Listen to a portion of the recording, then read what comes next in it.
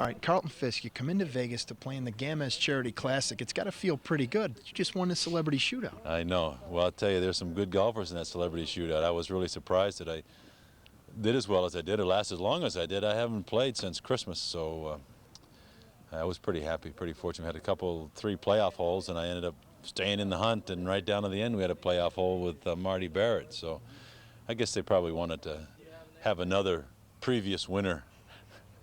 What attracts you to come out to a tournament and get involved in something like this?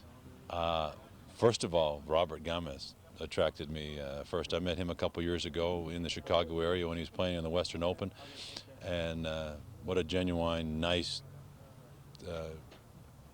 guy. You know, I don't know how else to put it.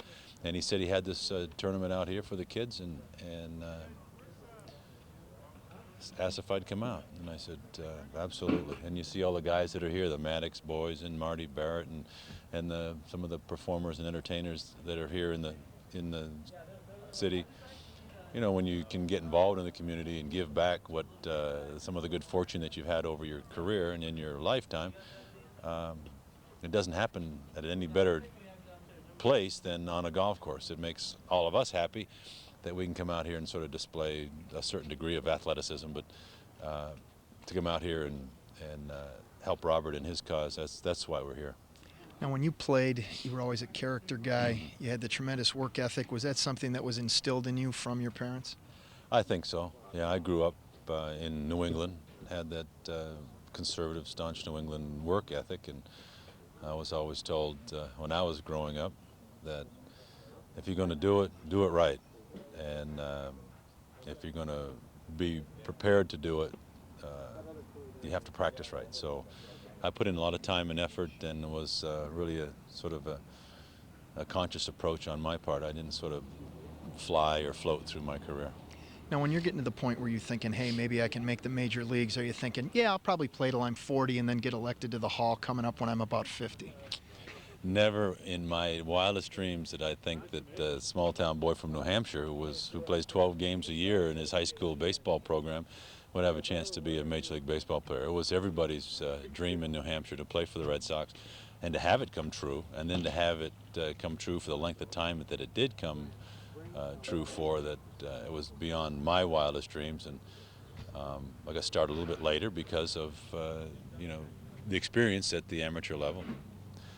I started at the Major League level when I was 24, but didn't retire until I was 45. So next year we'll see what happens.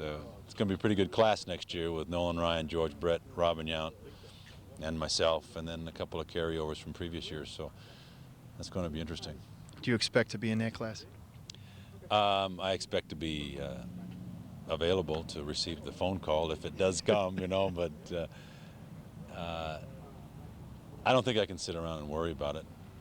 It would be very nice if it did happen, but I can't do anything about it. I've done all I can do, so I have to wait and see how other people have viewed what we all did, as a matter of fact, in our careers. Now, you mentioned you start when you're 24 years old. You win Rookie of the Year that year. That was 72.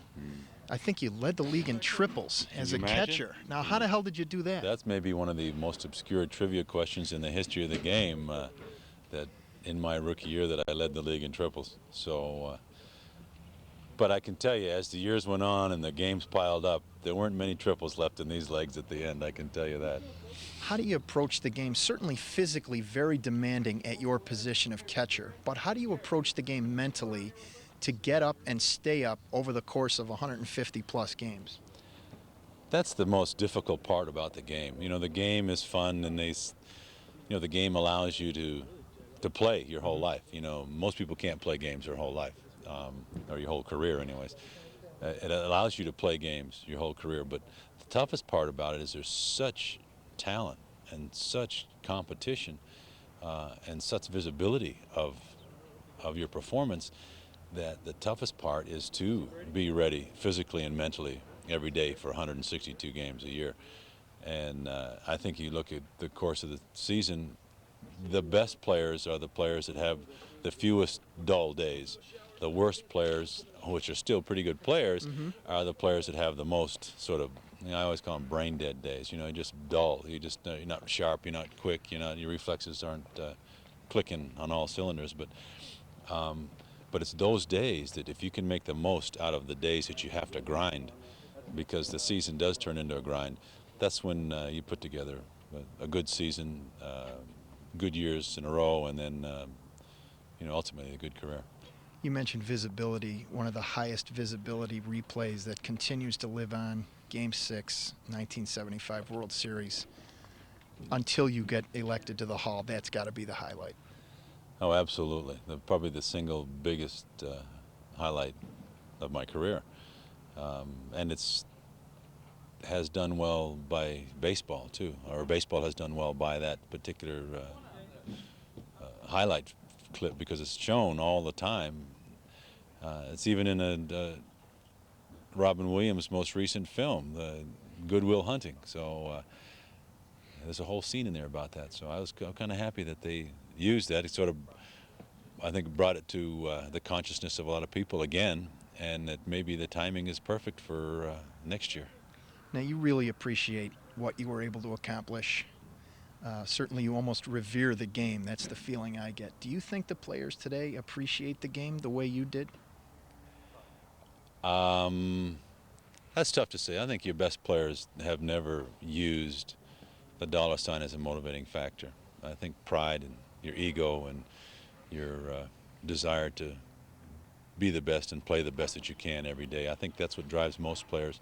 I think the dollar signs and some people's motivations have gotten a bad rap and has sort of indicated a lot of players. Or I don't think that most players play for the dollar sign, but it has gotten to be more visible. The monies that are generated by the game, the players are the people that generate the monies. So they're obviously the talent that deserves to make the money. But I do believe that there has to be certain players that revere the game, and certain players have to have the responsibility to carry the torch for the game. And I believe there are players, whether they really know it or not, the Ken Griffey Juniors, those kind of players, Frank Thomases, they have to realize that if they don't carry the game with them, then the game won't be what it is or what it's supposed to be.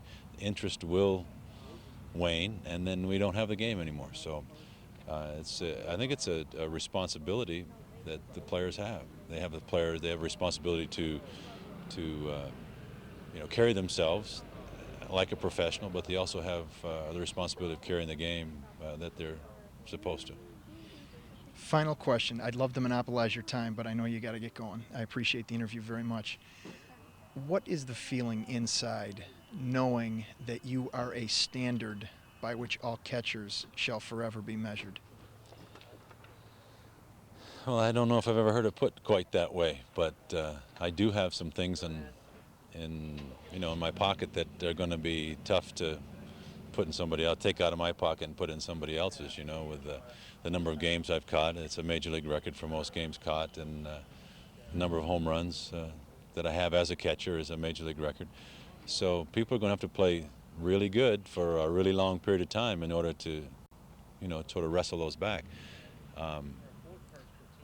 I think knowing that was part of the way I approached the game. Not that I ever knew that these, longevity numbers were going to be there at the end, but that's why I played. I played the best I could. I wanted to be the best I could be. I wanted to play and be considered by other people as one of the best that played. And as it turned out, I don't know how many people can say this in their life, that it turned out I was. And I'll be cheering for the next guy that comes along, and it'll be a while if they approached the numbers that I approach and have a chance to break the record. I'll cheer them on because I know what it took to get there.